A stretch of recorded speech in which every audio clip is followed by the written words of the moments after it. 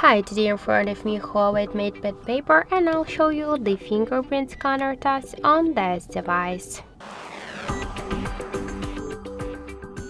So I just set up my fingerprint to the scanner on the power key button, and now I'll make a couple of tries to unlock the device with the help of my fingerprint, and we'll see how fast the fingerprint unlock method is and does it works. So let's start. 1, 2, 3, 4, 5.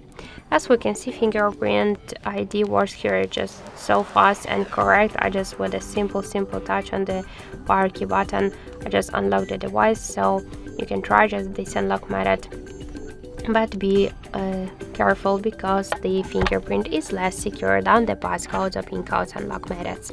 So that's it. Thank you for watching, and if you find this video helpful, don't forget to leave a like, comment and to subscribe our channel.